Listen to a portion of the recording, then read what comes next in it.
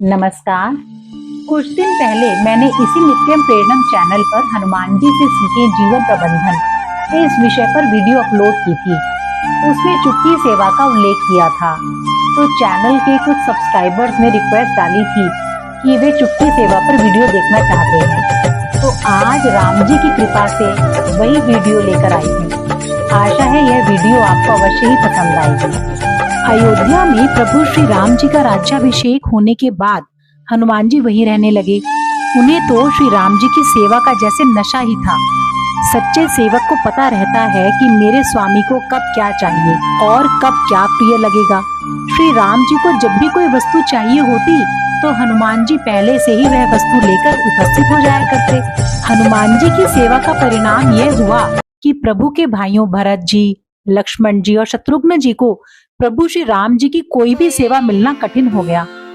इससे घबराकर सबने मिलकर एक योजना बनाई और माता सीता जी को भी अपनी ओर मिला लिया। प्रभु की समस्त सेवाओं की सूची बनाई गई, जिसमें लिखा गया कि कौन सी सेवा किसके द्वारा और किस समय पर की जाएगी।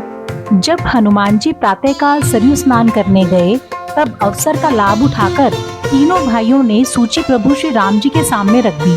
प्रभु ने देखा कि सूची में कहीं भी हनुमान जी का नाम नहीं है। उन्होंने मुस्कुराते हुए उस योजना पर अपनी स्वीकृति दे दी। हनुमान जी को कुछ पता नहीं था। दूसरे दिन प्रातः सरयू में स्नान करके हनुमान जी जब श्री राम जी के पास जाने लगे तो शत्रुघ्न जी ने उन्हें द्वार पर ही रोक दिया और कहा, आज से भ्राताश्री की सेवा का प्रत्येक कार्य विभाजित कर दिया गया है। जिसके लिए जो सेवा निश्चित की गई है वह सेवा वही करेगा। भ्राताश्री ने भी इस व्यवस्था को अपनी स्वीकृति दे दी है। हनुमान जी बोले, जब प्रभु ने ही स्वीकृति दे दी तो फिर कहना ही क्या है। आप मुझे सेवा की व्यवस्था बता दीजिए, मैं अपने हिस्से की सेवा करता रहूंगा। सेवा की सूची सुना दी गई, लेकिन उसमें हनुमान जी का कहीं भी नाम नहीं था, क्योंकि कोई सेवा बची ही नहीं थी। सूची सुनकर हनुमान जी ने कहा, इस सूची में जो सेवा बच गई वो मेरी। सबने तुरंत सिर हिला दिया, हाँ वह आपकी। प्रभु श्री राम जी ने भी इस बात पर अपनी स्वीकृति दे दी। हनुमान जी बोले कि प्रभु को जब जम्भाई आएगी तब उनके सामने चुटकी बजाने की सेवा मेरी। यह सुनकर सब चौंक गए। इस सेवा पर तो किसी का ध्यान ही नहीं गया था।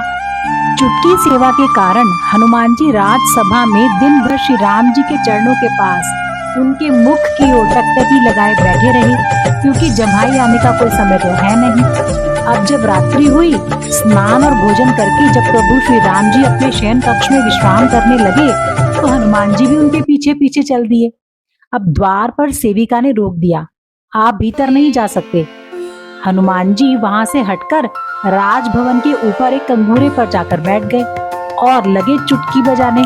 पर ये क्या हुआ, श्री राम जी का मुख तो खुले का खुला ही रह गया। ना वे बोलते हैं ना संकेत करते हैं, केवल मुख खोले बैठे हैं। श्री राम जी की दशा देखकर माता सीता जी बहुत व्याकुल हो गई। तुरंत ही माताओं को और भाइयों को समाचार दिया गया। सब चकित और व्याकुल से हो गए, पर किसी को कुछ सूझ ही नहीं रहा था कि क्या करे। प्रभु का मुख खुला है। अंत में गुरु वशिष्ठ जी को बुलाया गया। प्रभु जी ने उनके चरणों में मस्तक रखा, किंतु मुंह खुला रहा, कुछ बोले नहीं। वशिष्ठ जी ने इधर उधर देखकर पूछा, हनुमान कहाँ है, जरा उन्हें तो बुलाओ। जब हनुमान जी को ढूंढा गया तो वे श्री राम जी के कक्ष के कंगूरे पर बैठे चुटकी बजा रहे थे।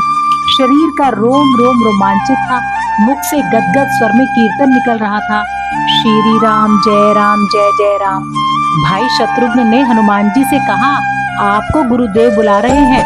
हनुमान जी चुटकी बजाते हुए ही नीचे पहुँचे। गुरुदेव ने हनुमान जी से पूछा, आप ये क्या कर रहे हैं। हनुमान जी ने उत्तर दिया, प्रभु को जम्भाई आए तो चुटकी बजाने की सेवा मेरी है ना, तो मुझे शयन कक्ष में जाने से रोक दिया गया। अब जम्भाई का क्या भरोसा, क्या ठिकाना कब आ जाए, इसलिए मैं तो चुटकी बजा रहा हूँ, जिससे मेरी सेवा में कोई कमी न रह जाए। गुरुदेव वशिष्ठ जी ने कहा, तुम बराबर चुटकी बजा रहे हो, इसलिए श्री राम जी को तुम्हारी सेवा स्वीकार करने के लिए जृंभण मुद्रा यानी उबासी की मुद्रा में ही रहना पड़ रहा है। अब कृपा करके इसे बंद कर दो। श्री राम के रोग का निदान सुनकर सबकी सांस में सांस आई।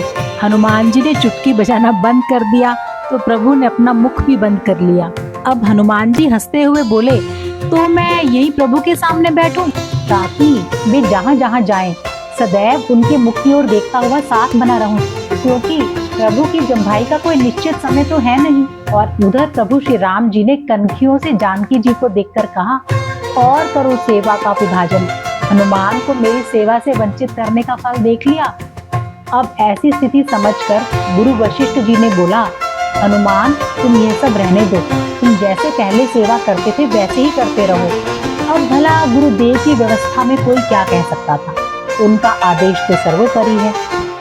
इधर प्रभु बोले, भैया हनुमान, तुम्हें देने के लिए मेरे पास कुछ नहीं है, मैं तुम्हारा ऋणी हूँ और तुम मेरे साहूकार। बस इसी बात की तुम मुझसे सनद लिखवा ले, इससे हमें क्या प्रेरणा मिलती है। देखा जाए तो हम प्रभु को कुछ नहीं दे सकते। हनुमान जी की चुटकी सेवा से 3 मुख्य प्रेरणाएं। पहला, सजगता।